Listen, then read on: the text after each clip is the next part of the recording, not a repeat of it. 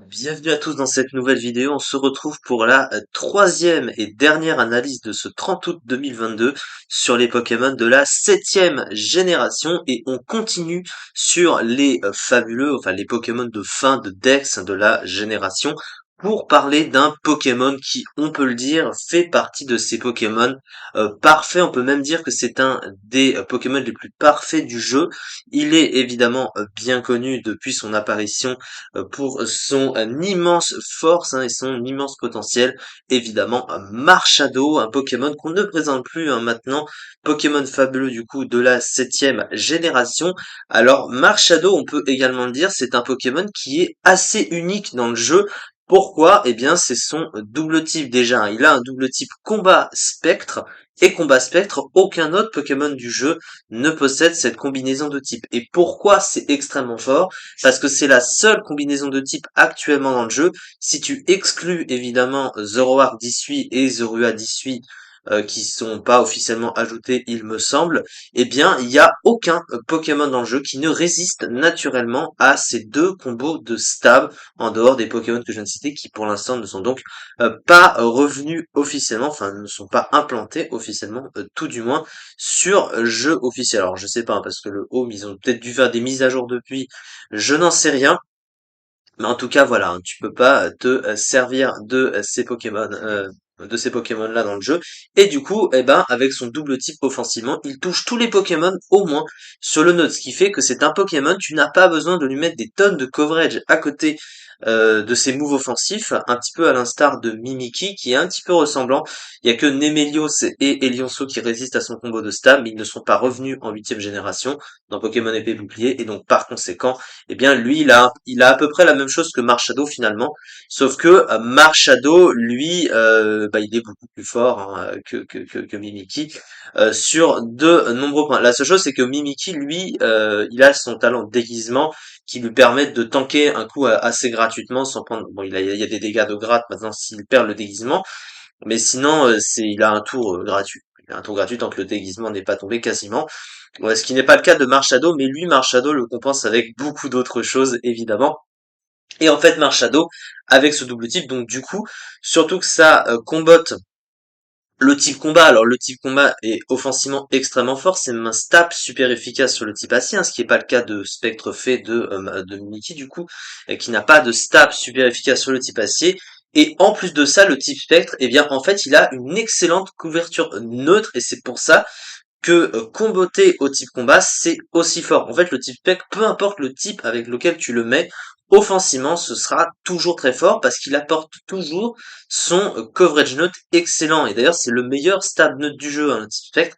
Et avec un type excellent offensivement, et ben, du coup, c'est vraiment un type qui, offensivement, est extrêmement fort. Voilà, il n'y a pas de débat, il n'y a aucun Pokémon qui résiste évidemment au combo, comme vous pouvez le constater. Il y a uniquement les deux formes d'issue, mais ça, évidemment, c'est à part.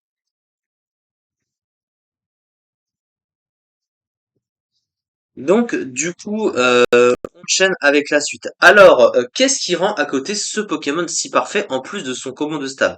Son talent, déjà, il possède le talent technicien, technicien qui donne un boost de 50% au move ayant 60 de puissance ou moins, et évidemment, il a un move pool qui est adapté à ce talent.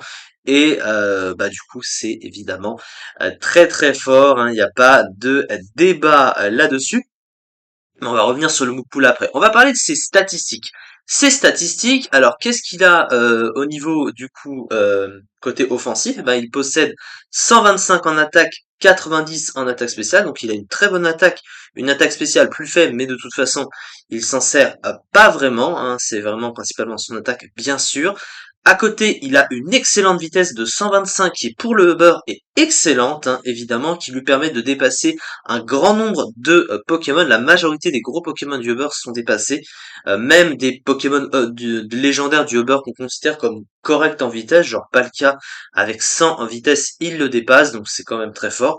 À côté, son bulk, il est pas excellent pour le Uber, hein, il reste moyen, mais suffisant quand même pour un Pokémon offensif pour lui permettre de tanker quelques attaques, sachant avec 90 en PV, du coup 80 défense et 90 en SPDF, donc une défense un peu plus faible, mais c'est pas un excellent bulk pour le Uber, mais suffisant globalement.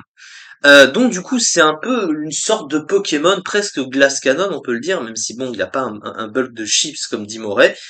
C'est un Pokémon bah, qui est très fort et très rapide, donc qui est vraiment très très bon offensivement, surtout avec ce double type. Ah, j'ai pas parlé défensivement du double type, hein, voilà. Alors le tout type combat et spectre, défensivement, bah il est relativement correct, hein, il possède deux résistances, un poison et roche. Bon, la résistance poison, c'est pas très vraiment utilisable.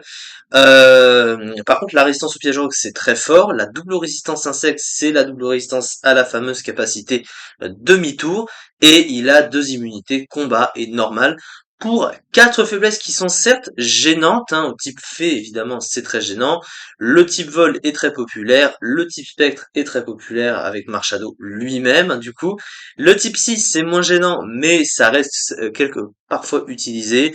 Tu as par exemple Necrozma, un crinière du couchant, qui est de type Psy, qui est qui est plus haut classé, hein, je crois même que Marshado, qui peut par exemple hein, faire mal à ce genre de Poké. S'il tank en fait l'attaque de Marshado et qu'il tape derrière, il peut facilement le tuer. En fait, c'est ça le truc, c'est que bah, par rapport aux dégâts, il suffit d'un gros Pokémon pour le tanker, et derrière Marshado peut se faire assez facilement tuer derrière. Donc voilà, voilà, facile à taper une fois qu'un Pokémon aura pu tanker son attaque, mais globalement, ça reste très fort. Alors surtout, on va maintenant s'intéresser au move pool et on va comprendre pourquoi c'est très fort. Surtout pour aller avec son talent technicien, du coup. Alors, qu'est-ce qu'il possède offensivement? Alors, il a une panoplie d'options offensives excellentes et surtout que ses stats, comme on l'a dit, se suffisent à lui-même. Donc, il n'a pas besoin de mettre une tonne de moves offensifs, tu peux même mettre plus d'un move du même stab, genre une attaque combat et deux attaques spectre, puisque ces deux coverages ensemble ces deux stabs ensemble sont naturellement très forts offensivement, puisqu'ils touchent tous les Pokémon du jeu, au moins sur le neutre, donc c'est évidemment très fort. Alors il a évidemment l'accès au fameux close combat, hein, donc il fait des dégâts énormes, donc ça c'est très fort.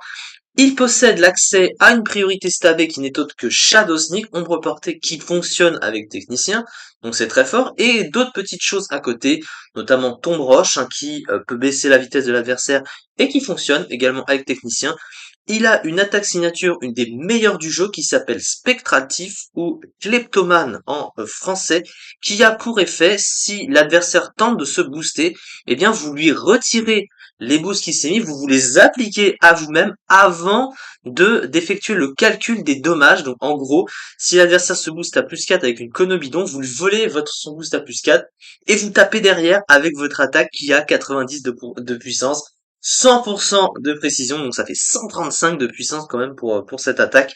Ça fait extrêmement mal, hein. Surtout si tu piques les boosts carrément de l'adversaire avant d'agir, hein, parce que tu pourrais très bien taper et les prendre après et devoir retaper ensuite, mais non pas du tout, vous les volez avant, donc c'est quand même incroyable. À côté, il a quelques moves de courage, il a les points élémentaires, il a sabotage également, c'est quand même très très fort aussi, un petit sabotage comme ça.